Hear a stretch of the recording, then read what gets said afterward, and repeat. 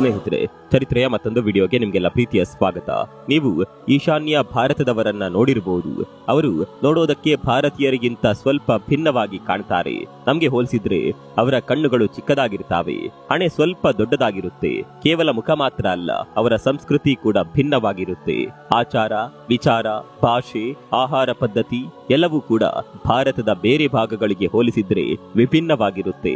ನಮ್ಮ ಆಚಾರಗಳಿಗೂ ಅವರ ಆಚರಣೆಗಳಿಗೂ ವ್ಯತ್ಯಾಸ ಇದೆ. ಈ ರಾಜ್ಯದ ಜನರು ನಮಗಿಂತ ಹೆಚ್ಚಾಗಿ ಟಿಬೇಟಿಯನ್ನರಿಗೆ ಹಾಗೂ ಚೀನಿಯರಿಗೆ ಹೋಲಿಕೆ ಆಗ್ತಾರೆ. ಅಷ್ಟಕ್ಕೂ ನಮ್ಮದೇ ದೇಶದ ರಾಜ್ಯಗಳಲ್ಲಿ ಯಾಕೆ ಈ ರೀತಿಯ ವ್ಯತ್ಯಾಸ? ಇವರೆಲ್ಲ ಯಾಕೆ ಟಿಬೇಟಿಯನ್ನರ ತರ ಕಾಣ್ತಾರೆ? ಎಲ್ಲವನ್ನ ಡೀಟೇಲ್ ಆಗಿ ತೋರಿಸ್ತೀವಿ ನೋಡಿ.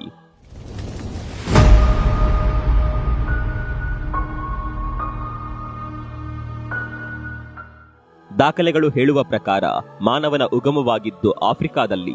ಆಫ್ರಿಕಾದಿಂದ ಮುಂದೆ ಹೋಗ್ತಾ ಹೋಗ್ತಾ ಇಡೀ ಪ್ರಪಂಚವನ್ನ ಮಾನವ ಹಬ್ಬಿಕೊಳ್ತಾನೆ. ಹೀಗೆ ಒಂದೇ ಕಡೆ ಉಗಮವಾದ ಮನುಷ್ಯ ಬೇರೆ ಬೇರೆ ಕಡೆ ಹೋದಾಗ ಬೇರೆ ಬೇರೆ ತರ ಯಾಕೆ ಕಾಣ್ತಾನೆ? ಏಷ್ಯಾ ಖಂಡದವರು ಆಫ್ರಿಕಾ ಖಂಡಕ್ಕೆ ಹೋಲಿಸಿದ್ರೆ ಯಾಕೆ ಡಿಫ್ರೆಂಟ್ ಆಗಿ ಕಾಣ್ತಾರೆ ಅನ್ನುವ ಪ್ರಶ್ನೆಗೆ ಉತ್ತರ ಹುಡುಕುತ್ತಾ ಹೋದ್ರೆ ಅಲ್ಲಿ ತುಂಬಾ ಉತ್ತರಗಳು ತೆರೆದುಕೊಳ್ತಾವೆ. ಆಫ್ರಿಕಾದಿಂದ ಮನುಷ್ಯ ಏಷ್ಯಾದತ್ತ ವಲಸೆ ಬಂದಾಗ ಈ ಭಾಗದಲ್ಲಿ ಚಳಿಗಾಳಿ ಜೋರಾಗಿ ಬೀಸ್ತಾ ಇತ್ತು. ಈ ಚಳಿಗಾಳಿಯಲ್ಲಿ ಬದುಕೋದಕ್ಕೆ ಮನುಷ್ಯನ ದೇಹದಲ್ಲಿ ಕೆಲವೊಂದು ಬದಲಾವಣೆಗಳು ಆಗ್ತಾವೆ. ವಾತಾವರಣದಲ್ಲಿ ಹೊಂದಿಕೊಳ್ಳೋದಕ್ಕೆ ದೇಹದಲ್ಲಿ ಬದಲಾವಣೆ ಆಗುತ್ತೆ. ಉದಾಹರಣೆಗೆ ಹೇಳೋದಾದ್ರೆ ಕಣ್ಣುಗಳ ಹುಬ್ಬುಗಳ ಕೆಳಗೆ ಹೆಚ್ಚು ಮಾಂಸ ಬೆಳೆದುಕೊಳ್ಳುತ್ತೆ. ಇದು ಕಣ್ಣಿಗೆ ಬೀಸುವ ಚಳಿಗಾಳಿಯಿಂದ ರಕ್ಷಣೆ ಕೊಡುತ್ತೆ. ಇನ್ನು ಕಣ್ಣುಗಳು ತುಂಬಾನೇ ಪುಟ್ಟದಾಗಿರುತ್ತವೆ. ಮಂಜುಗಡ್ಡೆಯಿಂದ ರಿಫ್ಲೆಕ್ಟ್ ಆಗುವ ಬೆಳಕು ಕಣ್ಣಿಗೆ ಹಾನಿ ಮಾಡದೇ ಇರಲಿ ಅನ್ನುವ ಕಾರಣಕ್ಕೆ ಇಂಥದೊಂದು ಬದಲಾವಣೆಯಾಗುತ್ತೆ. ಇನ್ನು ನೀವು ಇವರ ಮೂಗನ್ನ ಕೂಡ ಗಮನಿಸಿರಬಹುದು. ಇವರ ಮೂಗು ಅಗಲವಾಗಿರುತ್ತೆ ಹಾಗೂ ಚಿಕ್ಕದಾಗಿರುತ್ತೆ. ಇದರಿಂದ ಕೂಡ ಚಳಿಯಿಂದ ರಕ್ಷಿಸಿಕೊಳ್ಳೋದಕ್ಕೆ ಸಾಧ್ಯ ಇದೆ. ಹೇಗೆ ಅಂತ ಕೇಳಿದ್ರೆ ಚಪ್ಪಟೆ ಮೂಗಿನಿಂದ ಉಸಿರಾಡುವಾಗ ಬಿಸಿ ಗಾಳಿ ರೀ ಅಬ್ಸಾರ್ಬ್ ಆಗುತ್ತೆ. ಇನ್ನು ಮುಖ ಕೂಡ ಚಪ್ಪಟೆ ಆಗಿದೆ. ಮುಖದಲ್ಲಿ ಮಾಂಸ ಕೂಡ ಹೆಚ್ಚಿದೆ. ಮುಖದಲ್ಲಿರುವ ಈ ಫ್ಯಾಟ್ ಚಳಿಯ ಟೈಮ್ ನಲ್ಲಿ ಮುಖವನ್ನ ಬೆಚ್ಚಗೆ ಇಡೋದಕ್ಕೆ ಸಹಾಯ ಮಾಡುತ್ತೆ. ಅಂದು ಆದ ಈ ಬದಲಾವಣೆಗಳು ನಮ್ಮ ಈಶಾನ್ಯ ಭಾಗದ ಜನರಲ್ಲಿ ಈಗಲೂ ಕೂಡ ಇದೆ. ಇದು ವಾತಾವರಣಕ್ಕೆ ಹೊಂದಿಕೊಂಡಂತೆ ಆಗಿರುವ ಬದಲಾವಣೆಗಳು. ಈಗಲೂ ಕೂಡ ನಾರ್ತ್ ಇಂಡಿಯಾದವರು ಭಾರತದ ಬೇರೆ ಭಾಗಕ್ಕೆ ಬಂದ್ರೆ ಅವರನ್ನ ಭಾರತೀಯರು ಅಂತ ಗುರುತಿಸೋದು ತುಂಬಾನೇ ಕಡಿಮೆ. ಅವರನ್ನ ಚೀನಿಯರು, ನೇಪಾಳದವರು ಅಂತಾನೆ ತುಂಬಾ ಜನ ಅಂದುಕೊಳ್ತಾರೆ. ಈಶಾನ್ಯ ಭಾರತದವರನ್ನ ನಮ್ಮವರು ಅಂತ ಪರಿಗಣಿಸೋದು ತುಂಬಾನೇ ಕಡಿಮೆ. ಆ ಭಾವನೆನೇ ನಮ್ಮವರಿಗೆ ಬರೋದಿಲ್ಲ. ಸರ್ಕಾರಗಳು ಕೂಡ ಅಷ್ಟೇ ಈಶಾನ್ಯ ಭಾರತವನ್ನ ನಿರ್ಲಕ್ಷ್ಯ ಮಾಡ್ತಾವೆ. ಇದೇ ನಿರ್ಲಕ್ಷ್ಯಕ್ಕೆ ಅನ್ಸುತ್ತೆ ಪ್ರತ್ಯೇಕವಾದಿಗಳು ಹುಟ್ಟಿಕೊಳ್ತಾರೆ. ನಮ್ಗೆ ಬೇರೆ ದೇಶವೇ ಬೇಕು ಅಂತ ಬೇಡಿಕೆ ಇಡೋದಕ್ಕೆ ಶುರು ಮಾಡ್ತಾರೆ. ಈಗಲೂ ಕೂಡ ಈಶಾನ್ಯ ಭಾರತದಲ್ಲಿ ಹೋರಾಟದ ಬೆಂಕಿ ಆಗಾಗ ಹೊತ್ತಿಕೊಳ್ಳುತ್ತಲೇ ಇರುತ್ತೆ. ಈ ವಿಷಯವನ್ನ ಪಕ್ಕಕ್ಕಿಟ್ಟು ನಮ್ಮ ಮೈನ್ ಟಾಪಿಕ್ ಗೆ ಬರೋಣ.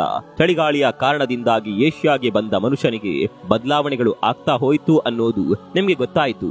ಆದ್ರೆ ಈ ಬದಲಾವಣೆಗಳು ಆಗಿದ್ದು ಟಿಬೇಟ್ನ ಭಾಗದಲ್ಲಿ, ಈಗ ಚೀನಾ ವಶದಲ್ಲಿರುವ ಪ್ರದೇಶದಲ್ಲಿ. ಹಾಗಂತ ಈಶಾನ್ಯ ಭಾರತದಲ್ಲಿ ಅಷ್ಟೊಂದು ದೊಡ್ಡ ಪ್ರಮಾಣದ ಚಳಿಗಾಳಿ ಬೀಸೋದಿಲ್ಲ. ಆದ್ರೂ ಈ ಈಶಾನ್ಯ ಭಾರತೀಯರ ಮುಖಗಳು ಯಾಕೆ ಹೀಗಿದೆ ಅನ್ನೋದನ್ನ ನೀವು ಕೇಳಬಹುದು. ಸ್ನೇಹಿತರೆ, ನಿಮ್ಗೆ ಗೊತ್ತಿರಲಿ, ಈಶಾನ್ಯ ಭಾರತದಲ್ಲಿ ಇವತ್ತು ಬದುಕುತ್ತಿದ್ದಾರಲ್ಲ ಅವರೆಲ್ಲ ಟಿಬೇಟ್ ಕಡೆಯಿಂದ ವಲಸೆ ಬಂದವರು. ಇನ್ನು ಕೆಲವರು ಮಯನ್ಮಾರ್, ಥೈಲ್ಯಾಂಡ್ ನಿಂದ ವಲಸೆ ಬಂದವರು. ಯಾಕೆ ಈ ಪ್ರದೇಶಗಳಿಂದ ಅವರೆಲ್ಲ ವಲಸೆ ಬಂದ್ರು ಅಂತ ನೀವು ಕೇಳಬಹುದು. ಅದಕ್ಕೂ ಕೂಡ ಉತ್ತರ ಇದೆ. ಮೊದಲೇ ಕಾರಣ, ಇಲ್ಲಿ ಬದುಕೋದಕ್ಕೆ ಯೋಗ್ಯ ವಾತಾವರಣ ಇದೆ. ವರ್ಷ ಪೂರ್ತಿ ಹರಿಯುವ ಜೀವ ನದಿಗಳಿದೆ. ಬ್ರಹ್ಮಪುತ್ರದಂತಹ ದೊಡ್ಡ ದೊಡ್ಡ ನದಿಗಳು ಈಶಾನ್ಯ ಭಾರತದಲ್ಲಿ ಹರಿಯುತ್ತವೆ. ಈ ರೀತಿ ನದಿಗಳು ಹರಿಯೋದ್ರಿಂದ ಭೂಮಿಯ ಫಲವತ್ತತೆ ಹೆಚ್ಚಾಗುತ್ತೆ. ಕೃಷಿಗೆ ಬೇಕಾದಷ್ಟು ನೀರು ಸಿಗುತ್ತೆ. ಕೃಷಿ ಮಾಡೋದಕ್ಕೆ ಇಲ್ಲಿ ಯಾವುದೇ ತೊಂದರೆ ಆಗೋದಿಲ್ಲ. ಇನ್ನು ಎರಡನೇ ಕಾರಣ ಟಿಬೇಟ್ನ ಭೌಗೋಳಿಕತೆ. ಟಿಬೇಟ್ ಸಮುದ್ರ ಮಟ್ಟಕ್ಕಿಂತ ಎತ್ತರದಲ್ಲಿರುವ ಪ್ರದೇಶ. ಅಲ್ಲಿನ ತಾಪಮಾನ ಯಾವಾಗಲೂ ಕುಸಿಯುತ್ತಾ ಇರುತ್ತೆ. ಅದು ಬದುಕಲು ಯೋಗ್ಯವಾದ ಪ್ರದೇಶವಲ್ಲ. ಈ ವಾತಾವರಣದಲ್ಲಿ ಎಲ್ಲರಿಗೂ ಬದುಕೋದಕ್ಕಾಗೋದಿಲ್ಲ. ಹೀಗಾಗಿ ಅಂದಿನ ಕಾಲದ ಜನ ಈಶಾನ್ಯ ಭಾರತಕ್ಕೆ ವಲಸೆ ಬಂದಿರಬಹುದು. ಇದನ್ನೆಲ್ಲ ನಾವು ಊಹೆ ಮಾಡ್ತಾ ಇದ್ದೀವಾ ಅಥವಾ ಟಿಬೇಟ್ ನಿಂದ ವಲಸೆ ಬಂದಿರೋದಕ್ಕೆ ಏನಾದರೂ ಸಾಕ್ಷಿ ಇದೆಯಾ ಅಂತ ನೀವು ಕೇಳಬಹುದು. ಸಾಕ್ಷಿ ಇದೆ.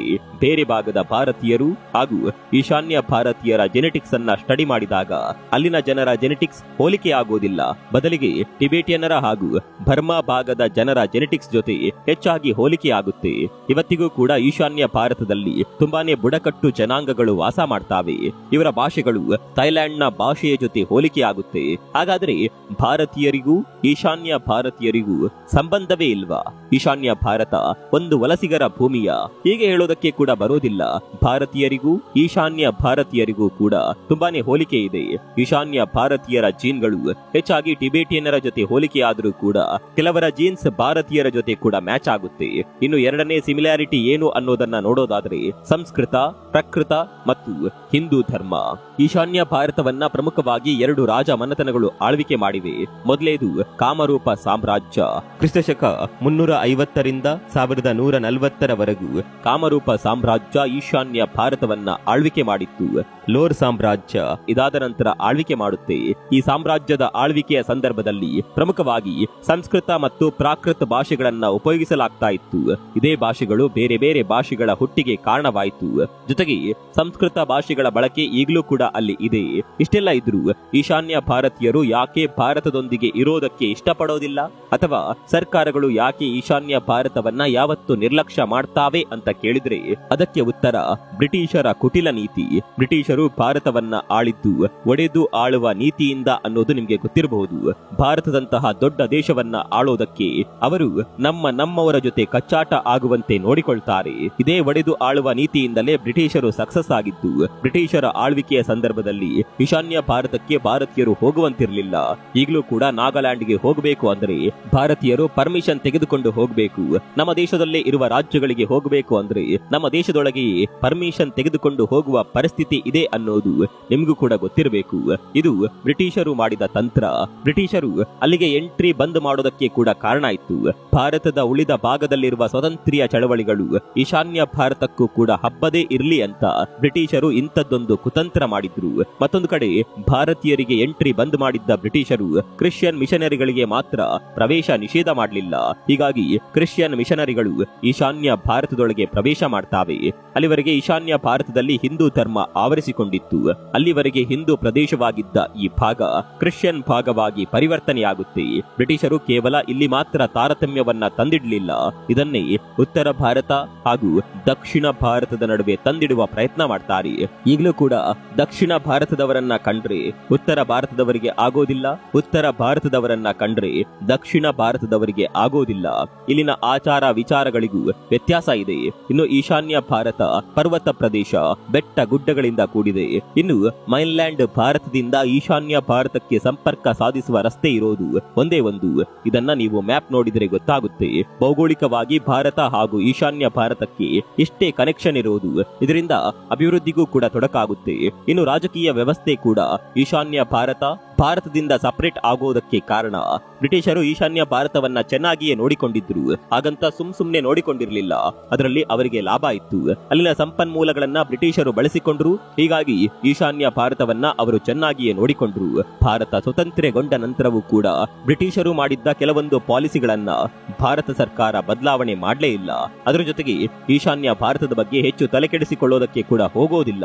ಅಲ್ಲಿಗೆ ಈಶಾನ್ಯ ಭಾರತದ ಅಭಿವೃದ್ಧಿ ಮರೀಚಿಕೆಯಾಗುತ್ತಾ ಹೋಗುತ್ತೆ. ಭಾರತ ಸರ್ಕಾರ ಇವತ್ತಿಗೂ ಈಶಾನ್ಯ ಭಾರತದ ವಿಚಾರದಲ್ಲಿ ತಾರತಮ್ಯ ನೀತಿ ಅನುಸರಿಸುತ್ತೆ. ಹೀಗಾಗಿ ಅಲ್ಲಿನ ಜನ ಸಹಜವಾಗಿಯೇ ಹೋರಾಟಕ್ಕೆ ಇಳಿದು ಬಿಡ್ತಾರೆ. ಬ್ರಿಟಿಷರು ಅಂದು ಬಿತ್ತಿದ್ದ ವಿಷ ಬೀಜ ಇಂದಿಗೂ ಕೂಡ ಅಲ್ಲಿ ವಿಸ್ತರಣೆಯಾಗುತ್ತಾ ಹೋಗುತ್ತಿದೆ. ನಮ್ಗೆ ಕೂಡ ಅವರು ಭಾರತೀಯರು ಅನ್ನುವ ಭಾವನೆನೇ ಇಲ್ಲ. ಆ ಭಾವನೆ ಕೂಡ ನಮ್ಗೆ ಬರಬೇಕು. ಜೊತೆಗೆ ಸರ್ಕಾರ ಕೂಡ ಈ ಭಾಗದ ಅಭಿವೃದ್ಧಿಯ ಬಗ್ಗೆ ಯೋಚನೆ ಮಾಡಬೇಕು. ಇತ್ತೀಚೆಗೆ ಹೆಚ್ಚಿನ ಗಮನ ಕೊಡ್ತಾ ಇದ್ರೂ ಕೂಡ ಈಶಾನ್ಯ ಭಾರತದವರಿಗೆ ತಾರತಮ್ಯ ಭಾವನೆ ಬಾರದಂತೆ ನೋಡಿಕೊಳ್ಳಬೇಕು. ಈ ವಿಚಾರದ ಬಗ್ಗೆ ನಿಮ್ಗೇನನ್ಸುತ್ತೆ ಕಾಮೆಂಟ್ ಮಾಡಿ.